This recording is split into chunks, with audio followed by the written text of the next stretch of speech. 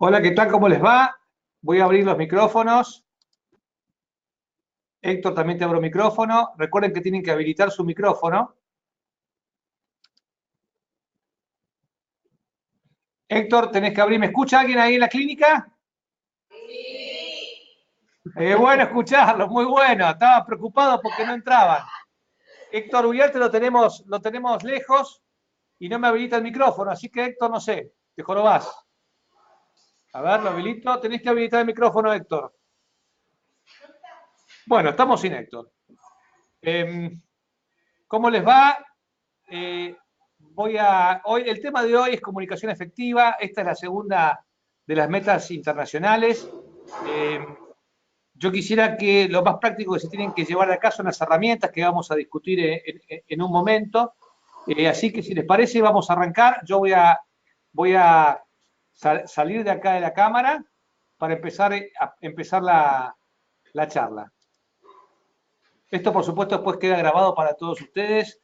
Bien, la idea de hoy es hablar de comunicación. Y cuando uno se pone a pensar en la atención médica en estos días, claramente se trata de un sistema muy complejo. Es un sistema complejo y adaptativo. O sea, es complejo porque la relación entre las partes es más importante que las partes mismas. Y estas partes se relacionan mediante la comunicación. Hoy la tarea de la atención de la salud es una tarea de trabajo en equipo, una necesidad de trabajar en equipo y los equipos de alto rendimiento también se caracterizan porque se comunican efectivamente. Y vamos a ir tratando de definir a qué me estoy refiriendo por comunicación efectiva.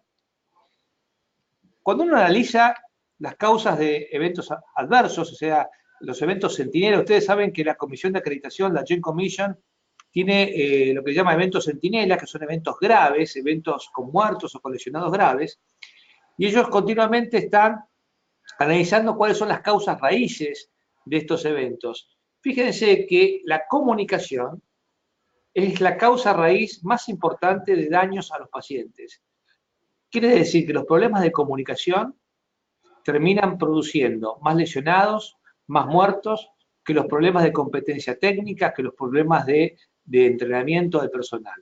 Y esta estadística se ha mantenido constante a lo largo del tiempo. Recién veíamos una del año 2004, esta es del tercer trimestre del 2011, y la comunicación siempre aparece indefectiblemente como la primera causa de daño evitable a los pacientes. Y de eso se trata esta serie que estamos hablando durante todos estos días. Cuando uno analiza qué es lo que produce, fíjense, por ejemplo, en toda la estadística, cuando uno analiza los trabajos, la principal causa de retrasos en el tratamiento son problemas de comunicación, por encima de problemas de falta de personal, por encima de la orientación y el entrenamiento. Y cuando hablo de comunicación, estoy refiriéndome a información que no llega en tiempo y forma a la persona que debió haber llegado.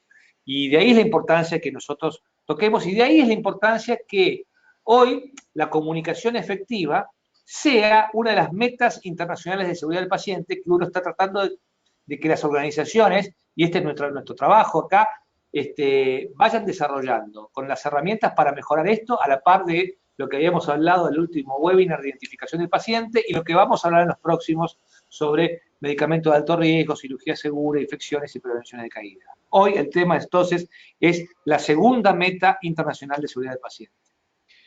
Y siendo la comunicación tan importante, llama la atención lo poco que nos forman, fundamentalmente los médicos, tal vez a los enfermeros un poco más y en otras especialidades, a comunicarnos. Realmente cuando uno analiza en la currícula de grado qué lugar se le da a la comunicación, es nulo.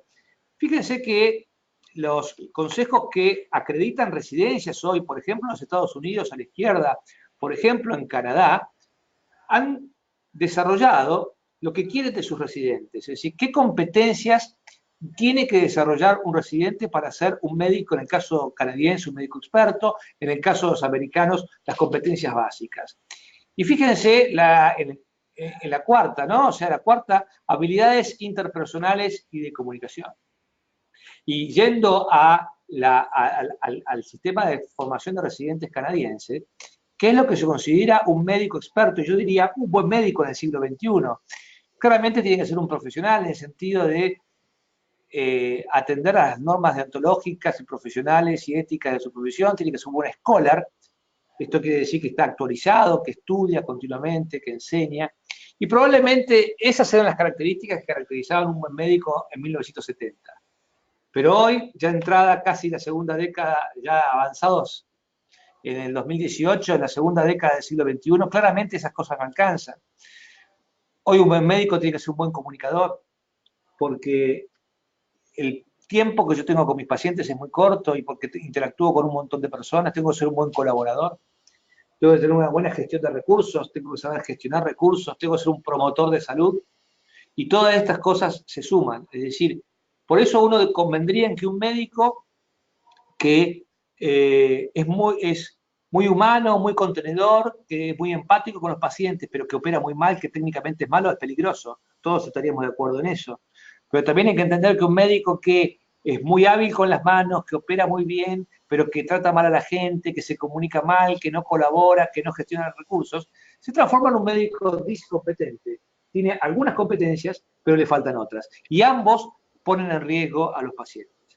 Entonces, antes de avanzar en comunicación, yo quiero abrir un paréntesis y hablar un poquito sobre esto, que son temas que en general no hablamos, ¿no? O sea, conductas disruptivas. O sea, para comunicarnos bien es importante tener un clima de trabajo en el cual estas conductas no sean permitidas. Y cuando hablan de conductas disruptivas, fíjense, son conductas de profesionales de la salud que intimidan a otras personas que trabajan en la organización hasta el punto de comprometer la calidad y seguridad. Si ustedes quisieran acreditar en la clínica del SOE con Joint Commission, les pedirían seguramente un código de conducta escrito, un código de convivencia, de qué cosas son aceptadas en la clínica y qué cosas no. Porque, como bien decía Lucian Lipp, que es uno de los padres fundadores de la seguridad del paciente, las conductas irrespetuosas, la cultura de la falta de respeto, son la causa raíz de una cultura disfuncional que impregna el sistema de salud y que impide muchas veces el progreso en seguridad de los pacientes. Yo, que estoy en el mundo corporativo de seguros hace muchos años, realmente no he visto en el mundo de la empresa las faltas de respeto, los ninguneos, los abusos incluso que he visto en los hospitales a veces. Y lo tenemos absolutamente naturalizado. Entonces, si nos vamos a comunicar efectivamente, hay que dedicar un tiempo a las conductas interpersonales, porque lamentablemente, y acá no tenemos tiempo y no los tengo enfrente a mí para preguntarles, ¿ustedes han sido testigos de este tipo de conductas? De lenguaje ofensivo, de ataques de ira, de cirujano que tira pinzas por todos lados, que patea tachos, que se niegan a ayudar a otros, que descalifican la actuación de otros colegas, incluso que se llega a violencia física, y probablemente no los estoy viendo, pero estoy seguro que todos ustedes están pensando en algún tipo de conductas de este tipo. Y estas son conductas manifiestas, claras, pero no son las más frecuentes. Son las más visibles, sí, pero no son las más frecuentes, porque como bien, y vuelvo al IP, estableció, existen categorías de conductas disruptivas. Todos hemos sido, sobre todo los que hemos sido residentes, hemos vivido lo que es muchas veces el aprendizaje por humillación, esas cosas que te torturan, se dan cuenta que no saben y que aprenda para que vuelva a aprender, el trato degradante a enfermeras, a residentes, a estudiantes. La conducta pasivo-agresiva es muy típica, tal vez más frecuente, es más sutil, pero muy dañina. Es ese médico, ese enfermero, esa persona que no está a gusto en su lugar, que no disfruta de su trabajo y que conscientemente boicotea cualquier proyecto de mejora. Cualquier proyecto. O sea, está en contra de todo. Él es consciente absolutamente de que está poniendo palos en la rueda y lo hace a propósito, tiene la sensación de manifestar su desagrado en el lugar donde trabaja. Esta gente es muy peligrosa. Otra gente realmente presenta lo que se llama falta de respeto pasiva, está quemada, o sea, no es que no quiera, no es tan consciente como el otro, pero está absolutamente, muchas veces, lamentablemente, el burnout existe, es la sobrecarga de trabajo, es esa gente que falta continuamente a las reuniones, que se compromete a hacer una cosa y después no la hace. Tratamiento displicente a los pacientes, o sea, falta de respeto a los pacientes, no tener la atención absolutamente centrada a la persona. Y por último, hay falta de respeto sistémicas, en el cual el sistema es el que nos falta el respeto cuando nos obliga a ver 300 pacientes en una guardia, 70 pacientes un médico, donde se dan turnos cada 10 horas, donde el sistema comienza a faltarle también el respeto a los profesionales. Claramente hay que distinguir entre lo que son conductas disruptivas de profesionales disruptivos, porque realmente a todos algún día se nos soltó la cadena, Todos hemos tenido alguna situación que nos sacó y que por ahí gritamos y por ahí estamos mal, pero eso no es común de esa persona. Esa misma persona cuando pasa el evento generalmente te pide disculpas, te dice disculpame, estaba muy loco, asume su responsabilidad. Y distinto es totalmente el profesional que es su patrón de conducta habitual, donde la conducta disruptiva, donde el maltrato es parte de su naturaleza y de su forma de conducta. Y si yo les preguntara a ustedes, fíjense, estas son consultas sobre a más de 4.500 personas, muchas enfermeras. Por supuesto, los enfermeros, los administrativos, son mucho más conscientes de esto, ¿no? O sea, fíjense, cerca del 90% de los enfermeros consultados en esta encuesta norteamericana fueron testigos de una conducta disruptiva. Cuando le preguntan a los médicos, eso lo tienen absolutamente naturalizado, solamente el 50%. Y el problema es que, por eso yo quería dedicar un paréntesis a esto, es que las conductas hostiles, intimidatorias, van mucho más de situaciones incómodas. O sea, como bien dice este alerta de la Joint Commission, alerta de seguridad, preocupado por la seguridad de los pacientes, son una verdadera amenaza para la seguridad de los pacientes y la calidad de atención. Son conductas no profesionales que no deben ser toleradas, porque si a mí una enfermera me llama en algún momento y yo voy y le digo, y la maltrato, le digo, vos sabés que estas cosas no me podés llamar, es una tontería, lo tendrías que haber resuelto vos, ya estoy cansado de que me llames por tonterías. Bueno, ¿qué va a hacer esa enfermera la próxima vez? Lo más probable es que no me llame, que trate de evitar a esta persona. Y el que se perjudica es, por supuesto, el paciente. Entonces, este tipo de cosas hay que tratar de evitarlas. Las conductas disruptivas disminuyen la moral, entorpecen la comunicación, favorecen la ocurrencia de errores, afectan el sentido de colegiación, de trabajo en equipo, la sociabilidad, la civilidad. Por supuesto, dificultan los esfuerzos de seguridad del paciente y esto muchas veces es percibido por los pacientes, ¿no? O sea, los pacientes muchas veces dicen, ustedes no se hablan, ustedes se maltratan, ustedes, todas estas cosas que no ponen al paciente en el centro no son buenas. Como siempre, el problema muchas veces no es la maldad de los malos, sino la pasividad de los buenos, ¿no? Porque, fíjense, en este trabajo, 40% del personal clínico se mantiene en una actitud pasiva frente a conductas abusivas, intimidantes, de médicos que se portan habitualmente en vez de cuestionar al que lo hace, ¿no? Y llamarlo a la reflexión. Por supuesto, esto tiene que ser llamado a nivel de las autoridades. Esto como nota de color, claramente se ve más en algunas especialidades que en otras, ¿no? O sea, es más probable que un cirujano tenga este tipo de actitudes que un pediatra, por ejemplo, por cómo están formados, por cómo son, más allá, y esta revista es una revista seria, de calidad y seguridad, pero es como que hay un ranking de personalidades disruptivas. Entonces, ¿cuáles son las barreras para tolerar esto? Bueno, una inercia cultural, historia de tolerancia, un código de silencio, temas de jerarquía, porque muchas veces, claro, esto va de arriba hacia abajo, los que tienen estas conductas son los que tienen poder en general, porque nadie tomaría estas conductas desde abajo.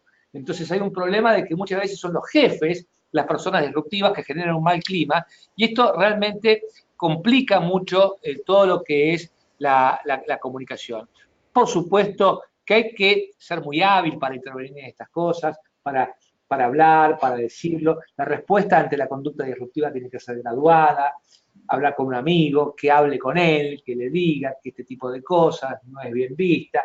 Y hay que tener cierto tacto, porque claramente no es fácil abordar a esta gente.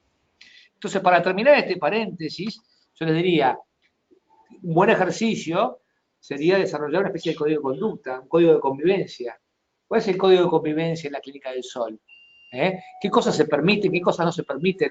Capacitación del personal, difusión de este código de conducta, aplanamiento de jerarquías, entrenamiento de trabajo en equipo, una política de tolerancia cero cuando las conductas realmente son serias, son amenazas, un sistema de reporte y vigilancia de conductas disruptivas y una respuesta graduada.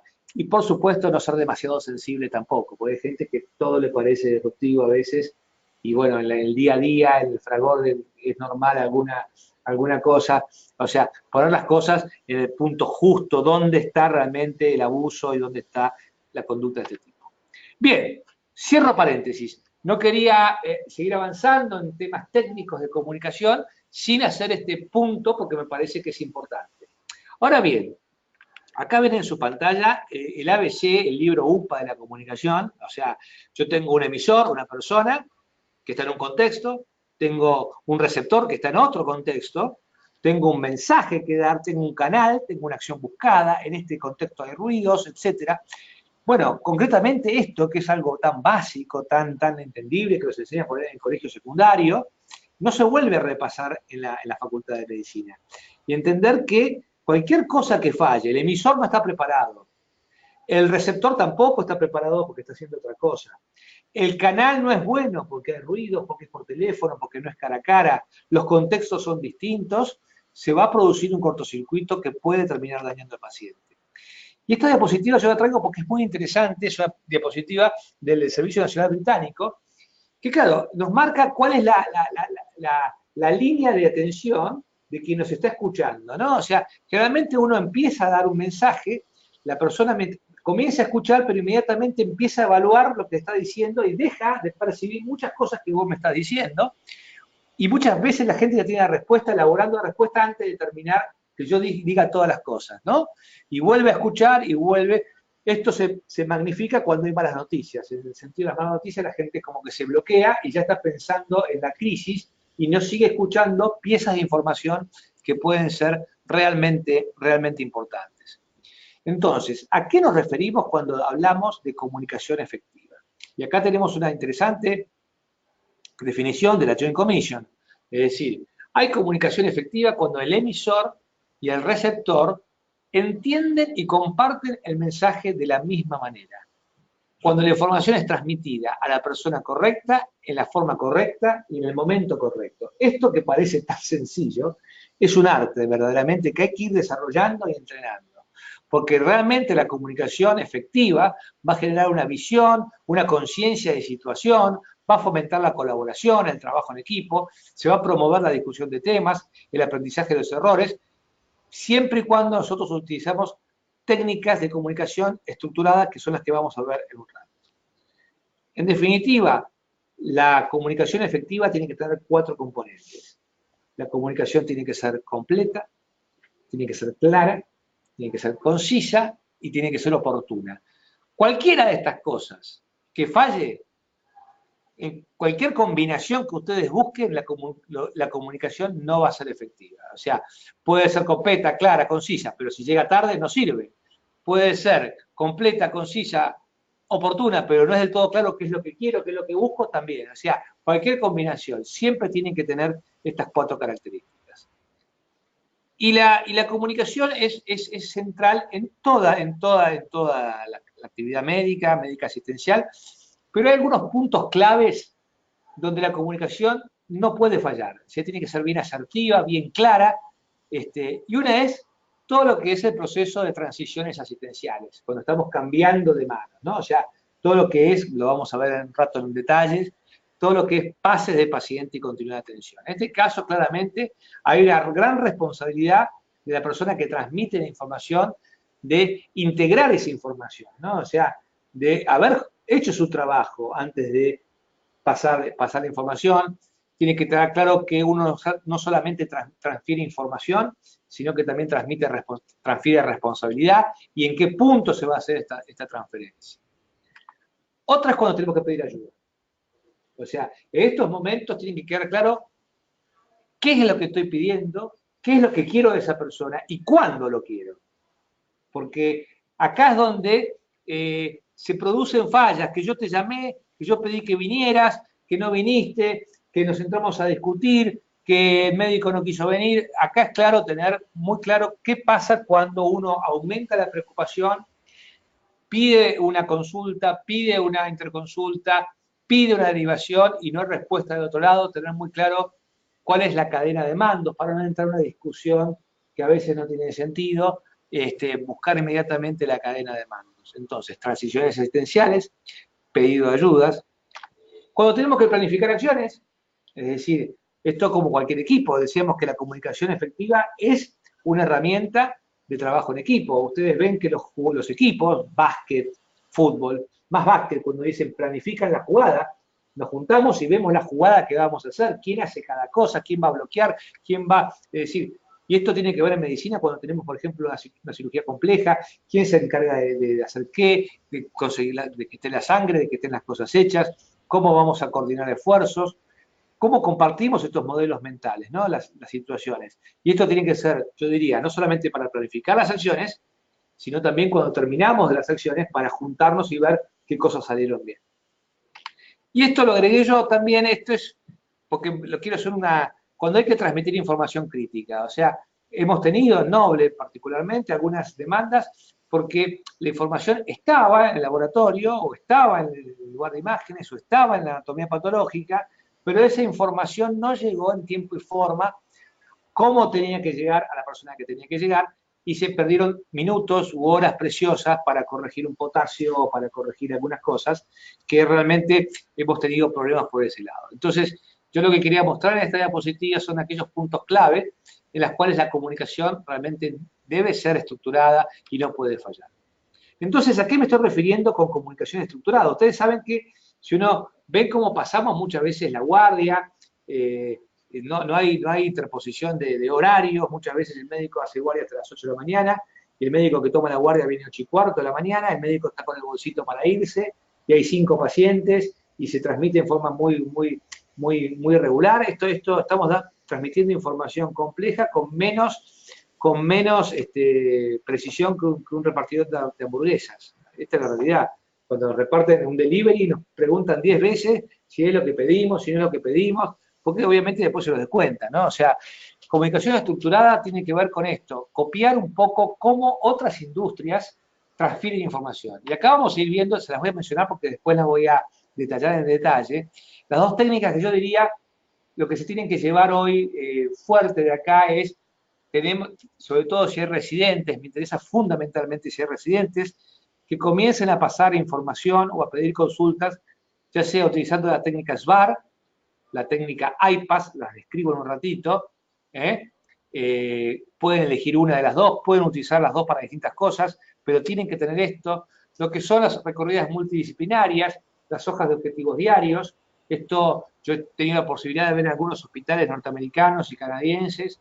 En cada habitación de los pacientes hay un pizarroncito con un fibrón, donde ahí se ponen los objetivos del día para que todos estemos comunicados y qué es lo que se pretende ese día con ese paciente.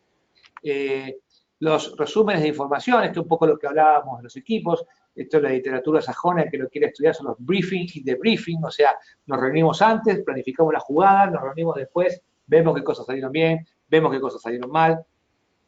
Los checklists son también una forma de comunicarnos, o sea, porque lo que permiten claramente es recordar los pasos mínimos necesarios para realizar una tarea. La repetición, vamos a verlo un ratito, el read back, el repetir, el pedirle al paciente o a la otra persona que repita un poco lo que nos dijo, y los lenguajes comunes, ¿no? Los códigos rojos, los códigos azules, etcétera, los códigos de triage, etcétera, son todas formas que tenemos de comunicarnos.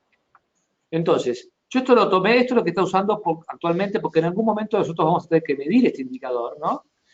Esta diapositiva es una gentileza de Marcelo Perizari, director asociado del Hospital Austral, y ellos están acreditados en Joint Commission, y cuando ellos dividen la comunicación efectiva entre cosas muy prácticas. O sea, cuando hay órdenes verbales, telefónicas o indicaciones, la persona que está recibiendo vía telefónica esto, tiene que escuchar, escribir, repetir y confirmar.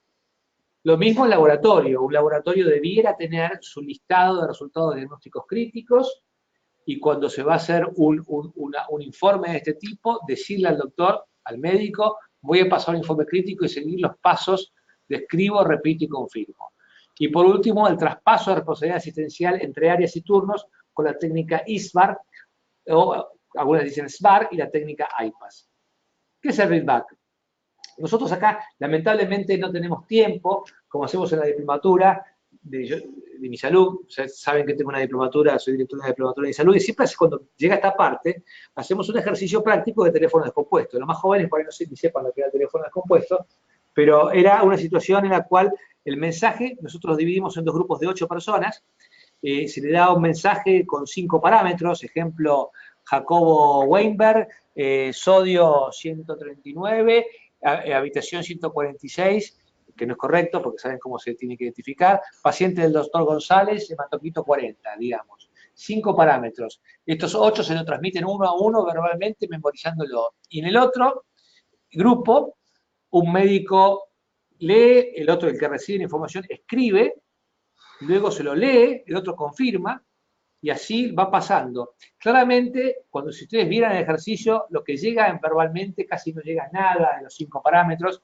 Verbalmente, cuando se escribe y se repite y se confirma, llega todo. Claramente uno tarda más, pero tarda 2 minutos más, pero con una efectividad totalmente distinta. Entonces, el read back es importante, como el repeat back, ¿no? O sea, fíjense este trabajo sobre 29 ocurrencias, sobre 29 errores.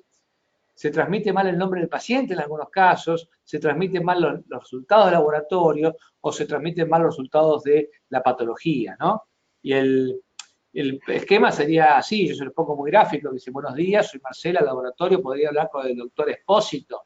Buenos días, soy el doctor Espósito, vamos, que es cardiólogo, ahora Ricardo. Oh, doctor, voy a pasar un resultado crítico, por favor tome nota, un momento por favor.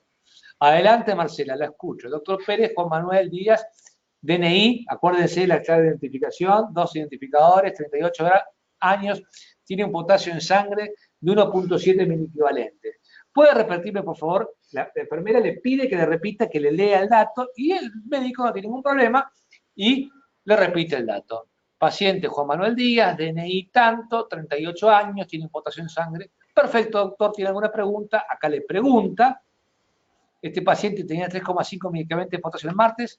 Sí, correcto. Acá tenía que decir sí, tenía 3,4 miliquivalentes para ser correcto. Pero a lo que voy es muy probable, si hay enfermeros ahí, que cuando ustedes llamen y digan, doctor, agarre lápiz y papel, el doctor los mande a freír churros.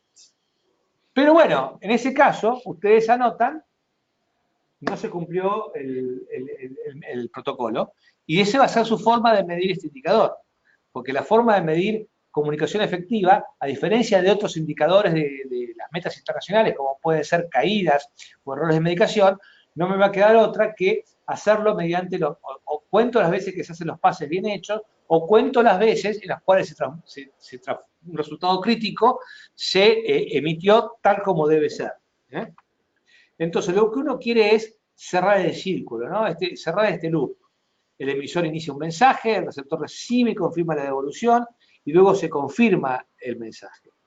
Porque muchas veces lo que ocurre es que, imagínense que ustedes están hablando con un paciente o con una mamá, y le hablan, y le hablan, y le hablan, y le cuentan lo que tienen que hacer con su hijo, y la medicación, como es, con una señora mayor, y al final terminan toda esa perorata y le preguntan, ¿entendió, no?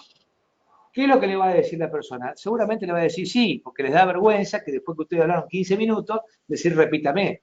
Entonces, a esta gente, para cerrar el círculo, lo que hay que decir, y sobre todo si hay residentes, es muy importante que no diga nunca entendió, ¿no? Es decir, sino diga repítame lo que le dije, es importante, repítame con sus palabras.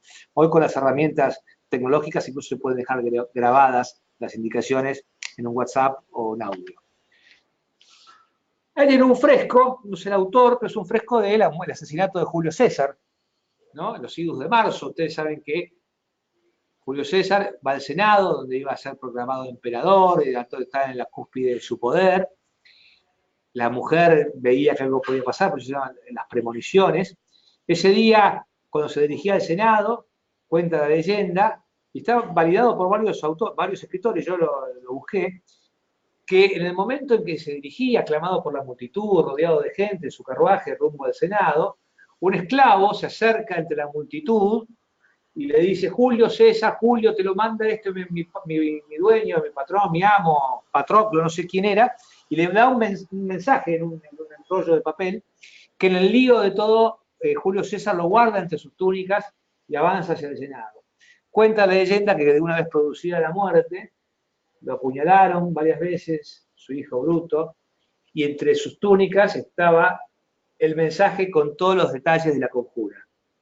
O sea, de haber leído el mensaje, por lo menos hubiera estado más advertido y hubiera corrido otra suerte Julio César y probablemente el mundo. ¿A qué viene toda esta cosa? Que seguramente esto es lo que vemos muchas veces con la comunicación, información que nos lleva, los pases de pacientes. Quiero entrar en este tema. ¿Cuál es el problema de los pases de paciente? Cuando los pacientes son vistos por múltiples prestadores de distintos ámbitos, ninguno de los cuales tienen acceso a la información completa, es mucho más fácil que algo salga mal que cuando la salud está mejor coordinada. Ustedes saben que los pases de pacientes es uno de los objetivos nacionales de seguridad, por ejemplo, en los Estados Unidos. Y cuando hablo de pacientes, de pases de pacientes, o cambio de turno, o transiciones asistenciales, no solamente estamos hablando de transferencia de información, sino, como bien dice esta definición, transferencia y aceptación de la responsabilidad en el cuidado del paciente, logrado mediante la comunicación efectiva, ¿no? Entonces, de esto se trata, de la importancia que tiene el momento de transferencia de información.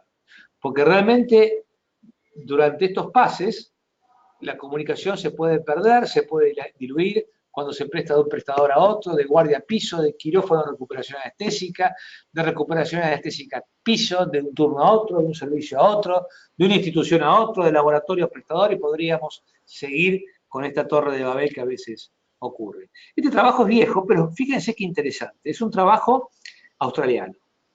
El trabajo australiano dice, ¿cuánta información brindada en el pase del viernes llega al lunes, de acuerdo al método que usted haya utilizado para transmitir la información? Fíjense, si la información del viernes, con 4 cambios de guardia, con 5 acá, no se anota nada y se hace verbalmente, a la guardia del lunes llega el 2,5%. Si usted toma notas, llega a un 85,5%.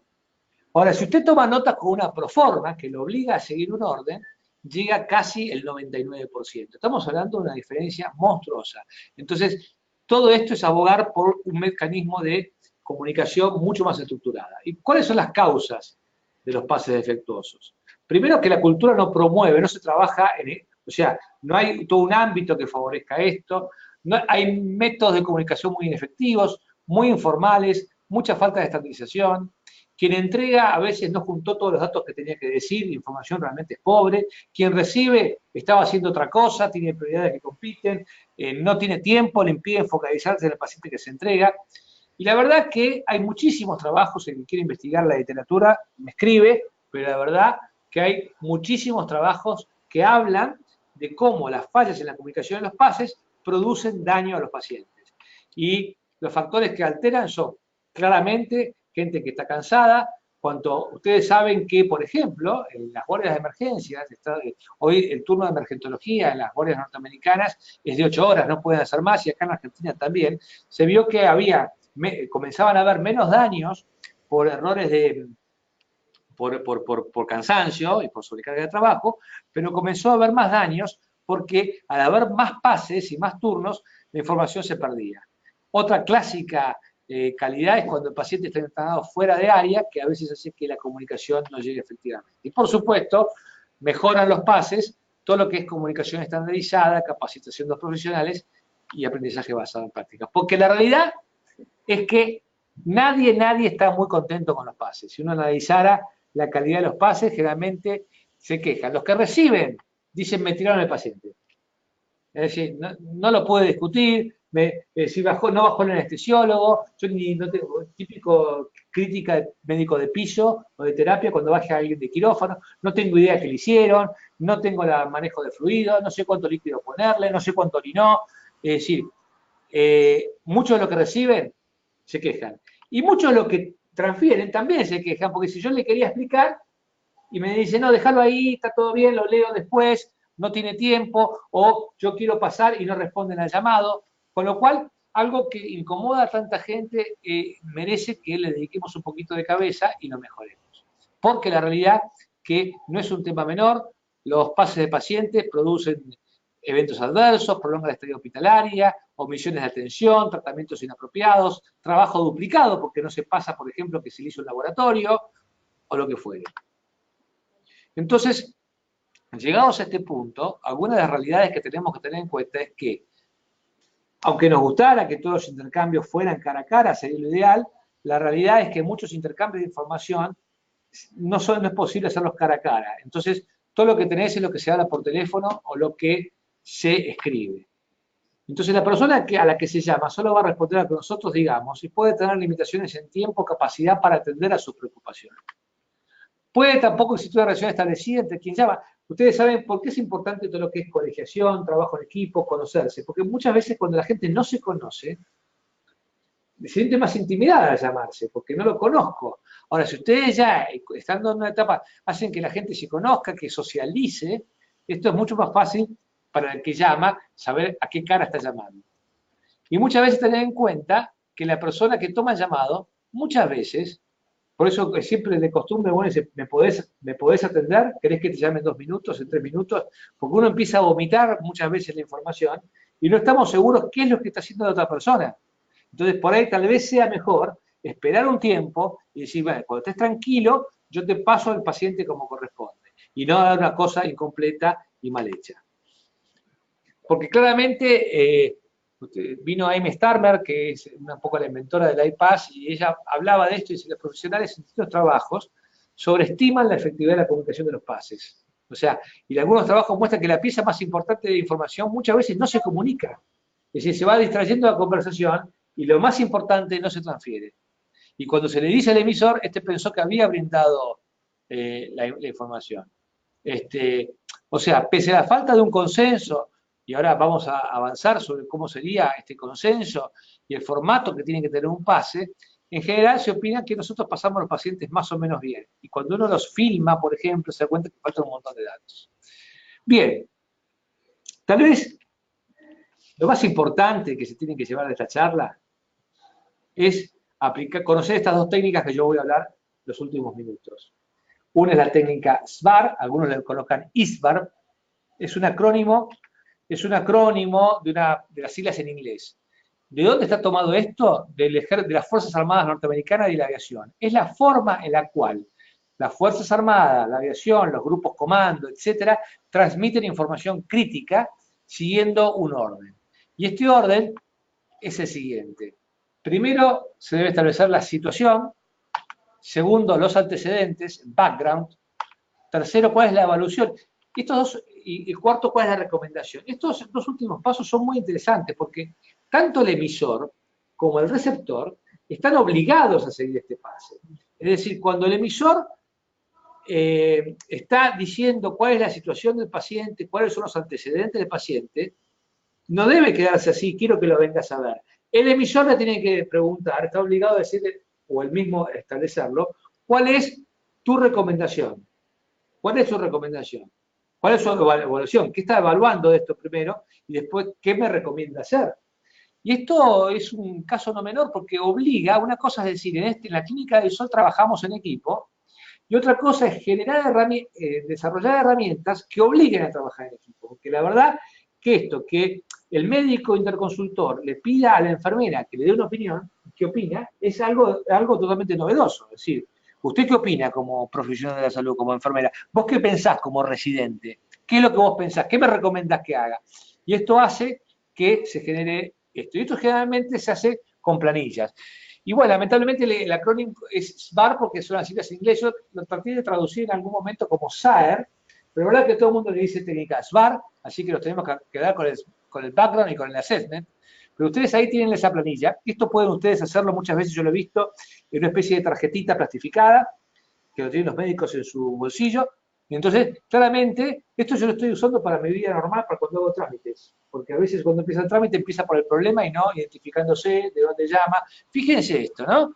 Uno empieza por la S, ¿no? Es decir, me identifico, habla Fabián Vítolo del servicio de esto, me identifico la unidad, el paciente, describo el problema, cuáles son los antecedentes, ahí empiezo a ver, algo tengo que haber trabajado porque tengo que haber juntado los signos vitales, tengo que haber visto cuál es el diagnóstico de ingreso, tengo que ver qué evaluación hago yo de eso, y por último una recomendación. Se hace esta planilla y se transfiere de esta forma. Lo que estamos buscando, en definitiva, es pasar de una situación como esta, que es tan común, dice, hola doctor, lo llamo de internación por una paciente de la habitación 225, está internada el lunes por una neumonía, la familia está preocupada porque no está respirando bien y quiere que un médico lo evalúe. ¿Cuántas veces los médicos de piso reciben un pedido así, que no dice nada, que no nos dice nada de la situación? Lo que nosotros queremos cambiar es de esto a esto. Habla Laura Márquez, enfermera del segundo piso de internación. Lo llamo porque la señora María Gómez, de la habitación 225, comenzó de golpe con dificultad respiratoria. Su saturación de oxígeno bajó a 88 sin máscara, su frecuencia respiratoria es 24 por minuto, su frecuencia cardíaca es 110 y su total es 85-50. Claro, tuvo que laburar, ¿eh? Para hacer esto tuvo que trabajar un poquito. Pero está bien, de eso se busca. Que cuando me va a pasar, me tenga todos los datos. Eso es situación. Está respirando mal. Antecedentes. Mujer de 69 años, fue internada hace 3 días para la guardia los lunes, se le colocó antibióticos, hasta ahora estaba evolucionando bien, su condición era buena, lleva una vida independiente. Antecedentes. Fíjense lo que piensa. Está pensando claramente que está haciendo un TEP.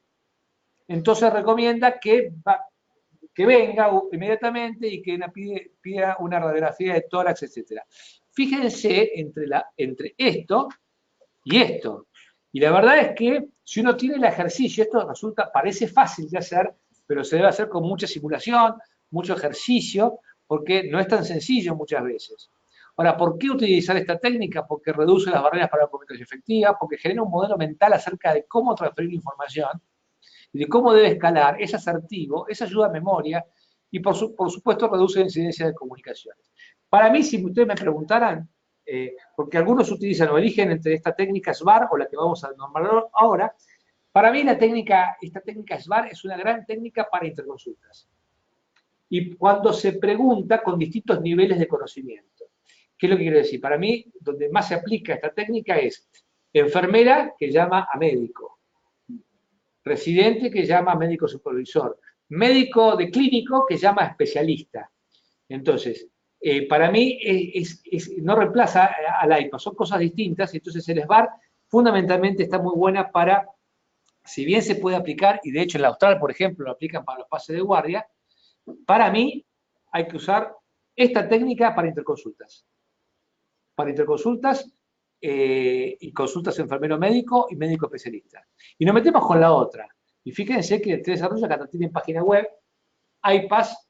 iPass es una técnica creada en Boston por una profesional que se llama Amy Starmer, que ya tiene varios colaborativos mundiales y como ven, tiene una página web, que es algo parecido, es utilizar una técnica que es para pases, esta sí aplica más para pases de sala, pases entre médicos, pases de enfermería, pases en farmacia, lo que fuere, pases entre pares. Y es muy parecido, no tenemos tiempo, no se pueden por esta plataforma ver videos, el día que vaya por allá les voy a mostrar videos, se los envío. ¿Cuál es la mnemotécnica? O sea, primero, el paciente está estable, está en esta solución o está inestable. Un pequeño resumen del paciente. ¿Cuáles son las acciones? ¿Qué es lo que yo espero de vos en este turno? Estamos haciendo un pase, bueno, las acciones que tenés que hacer. Tenés que conseguir interconsulta con esto, tenés que hacer la placa de tórax, tenés que hacer tal cosa. La S va para situaciones y planes de contingencia. O sea, obligarse en el pase a pensar qué cosas pueden pasar en ese turno. Si hace fiebre, cultivalo. Si hace esto, habla con el doctor tanto. Es decir, todas las contingencias probables.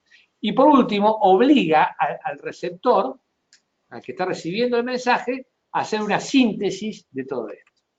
Acá ven la planilla con las cosas que estábamos diciendo. Acá ven otro ejemplo donde fíjense en la columna, acá están los datos pertinentes del paciente, las acciones a hacer, etc. Entonces, cada residente, cada médico que hace el pase, tiene su planilla ISPAR, va anotando. Esto no es una herramienta de documentación, aunque uno lo puede dejar en la historia. En algunos lados más avanzados andan con iPad y eso va a la historia clínica y ya están evolucionando a medida que esto se completa. Pero yo les quería presentar esto, fíjense, en amarillo, lo que era antes de esta técnica, o sea, si realmente se llegaba a hacer todo esto, y en azul lo que es la post-intervención, cómo mejoró muchísimo. Y esto hay experiencias pilotos, esto hay un colaborativo que después yo lo puedo conectar, que lo maneja Facundo Jorro Barón, que es un médico pediatra del Hospital de Elizalde, que tiene una linda experiencia ahí en el hospital, y que esto también se ha transmitido, por ejemplo, para un sanatorio privado como el Mater Dei, que compara, fíjense, las evaluaciones pre-intervención con la post-intervención, y concluyen que logran disminuir las interrupciones y distracciones de un 41 a un 15%. La severidad del paciente quedó clara en el 86% de los casos, cuando antes no quedaba clara en casi el 50% de los casos. Se mencionaron antecedentes personales en el 80% de los casos contra 53% antes y aumentaron el traspaso de conductas a realizar responsables en más de un 20%. O sea, todo esto es bastante interesante. Bien, en marzo de este año, creo de 2018, si no me equivoco, la Joint Commission sacó esta linda infografía, que ustedes no leen nada seguramente, pero yo se las voy a facilitar, que son 8 tips, 8 recomendaciones para pases de alta calidad. La primera recomendación es, yo tengo que determinar cuál es la información crítica que voy a pasar, porque dijimos que la información tiene que ser concisa, tiene que ser clara, tiene que ser oportuna. Entonces, ¿qué información? ¿Voy a pasar signos vitales? ¿No voy a pasar signos vitales? ¿Y qué información puede ser pasada por escrito, léelo después? ¿Y qué información necesita sí o sí el cara a cara? 2, tengo que estandarizar un método.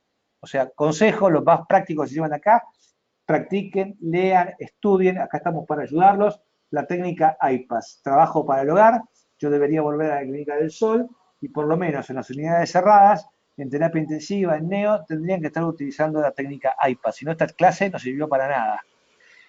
3, saber que no basta con escribir, no basta con poner en la historia, no basta con asumir que la persona tiene que leer lo que está. Hay cosas que requieren de transmisión verbal y confirmación de que se verificó esto. Por supuesto que el que está transfiriendo información tiene que combinar información de distintas fuentes, integrar las distintas cosas que tiene para poder transmitirlo. Hoy con las historias clínicas electrónicas a veces la información queda colgada en distintas pantallas, distintas solapas. Es bueno que el que está pasando integre toda esa información. Asegurar información mínima, como esto que estábamos hablando, esto se hace con la técnica estructurada, ¿no? O sea, cuáles son las personas de contacto, cuál es la importancia, el resumen, todo esto que ven ahí que parece muy complejo, se soluciona teniendo una técnica estandarizada. El sexto tip es claramente, mientras se hace el pase, no debe haber una interrupción. Hace poco daba una charla y hablaba del cono de silencio de Maxwell Smart. Nadie sabía que era el cono de silencio y nadie sabía que era el Maxwell Smart. Me sentí muy viejo. Así que ya no uso más este ejemplo. La Superagente 86, cuando iba a hablar con el jefe, se ponía un cono de silencio donde no podía intervenir nadie.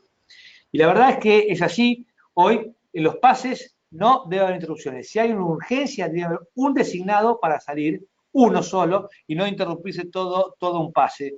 O sea, y que la gente tiene que saber que en el pase no se lo puede interrumpir. Zona libre de interrupciones.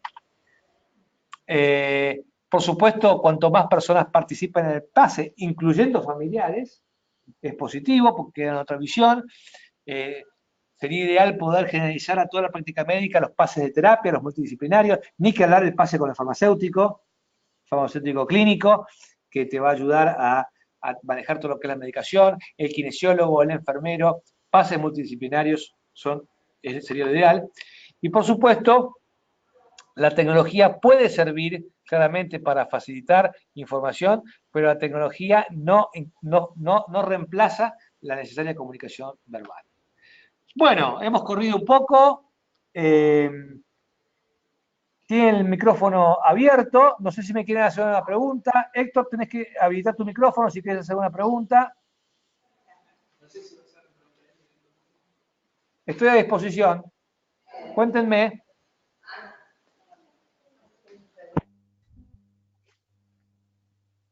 Tienen que acercarse a la computadora.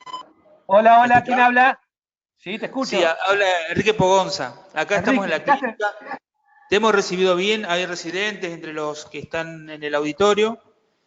Ha sido muy clara la exposición y es una cosa muy importante que nos ayuda mucho toda esta cuestión de metodologías que nos ayudan a hacer correcto intercambio de información. Enrique, te hago una pregunta. ¿Están utilizando las técnicas, alguna de estas técnicas, el IPAS o el SBAR? No, se están utilizando. Estuve en otras instituciones donde se intentó hacer el IPAS, pero no prosperó. El consejo es el siguiente, para que la charla quede en algo, viste, que sea realmente práctico, traten de armar un grupito de trabajo, lean sobre el tema, yo los puedo conectar con gente que está trabajando en esto para que tengan las grillas, para que tengan las planillas, hagan proyectos pilotos, esto generalmente no se aplica a toda la institución, pero generalmente los que están haciendo el IPAS lo están haciendo en terapia, por ejemplo, o sea, o en neo, o sea, elegir un lugar de la clínica donde esto realmente se puede hacer, para que no quede esto como una charla teórica, porque hay muchas cosas prácticas de hacer, ¿no? Yo tengo videos que los pueden ayudar al que se quiera formar un poco más en estas técnicas, incluso tal vez un día ver cómo se hace. Estoy seguro que en algún lugar, por ejemplo, el hospital privado están haciendo AIPA seguro, conociéndolo a Pablo Lemos, que puedan acercarse y ver un poco cómo se hace, pero creo que tendría que ponerse como esto como objetivo, ¿no? Práctico. La AIBAS o el SBAR, ¿no? Cualquiera de las dos, o eligen, yo creo que son buenas las dos, una para consultas y otra para pases. Así que bueno, Enrique, no sé si tiene alguna, calculo que esto es para metabolizarlo. Yo ayer le dejé a Ale García Crisanec material escrito para lectura de esto, que les tendría que llegar en su portal. Así que cuando quieran estoy a disposición. Gracias, Vítor, por toda esta clase. Hay Bueno, preguntas, ¿hay alguna duda? ¿Alguien quiere preguntar algo? Bueno, parece que entendieron todo. Enrique, antes de irte, le sacá una foto a la gente y Sí, ahí mandámela por tenemos. WhatsApp. Bueno, Que me gusta sí hay verle una las cosa caras. que se está haciendo en los pases de guardia de la UTI, que no sé si será positivo o no. Se arma un pase semiestructurado y se lo deja se lo cuelga en la web. Está muy bien. O sea, se lo cuelga en la web. O sea que Está perfecto. todos pueden acceder con los celulares. Está perfecto. Estas son las ideas, ustedes las mejoran y las adaptan a su contexto. La idea es que todos pasen los pacientes de la misma manera. Recordar que el hecho de que lo dejas colgado no significa que estés pasando el paciente. El pase tiene que ser cara a cara, ¿eh? Más allá de que quede la información, porque a veces o sea, el pase tiene que haber un momento de pase de cara a cara. O sea, más allá de que vos lo dejes colgado porque no es efectivo. O sea, yo lo dejo colgado en la red y asumo que otra persona lo lee o que tiene que leerlo, pero la verdad es que no garantiza la comunicación efectiva. Sí, sin lugar a duda, estas cuestiones habría que probarlas y ver qué efectividad tienen. ¿No? Seguro, seguro, seguro. O sea, no podés bajarla, tenés que probar, pero la verdad que el iPad ya hay mucha literatura científica. O sea, tarea para el hogar es leer sobre el tema, investigar, ver que no es de un loco de una compañía de seguro que te lo está diciendo, sino que es algo que se está recomendando desde todos lados, y entusiasmarse con eso y entrar en alguna colaborativa, que hay varias en el país. En este momento hay una colaborativa de iPads. Yo te puedo conectar con esa gente, que te mandan el material, te mandan las cosas, porque están recolectando información de distintas clínicas del país. Muy bien, te están escuchando residentes y enfermeras, que son justamente las indicadas para este tipo de tarea. Me mandan un mail y yo vemos cómo yo los contacto con gente que esté trabajando esto para que se potencie todo. Ya No hay está problema. transmitido. Un Perfecto. abrazo. Saludos a todos por ahí, un abrazo muy grande y nos vemos el próximo mes con otro webinar. Muchas gracias, el aplauso para vos. Gracias, gracias. Saludos a todos. Nos vemos. Me puse la cámara.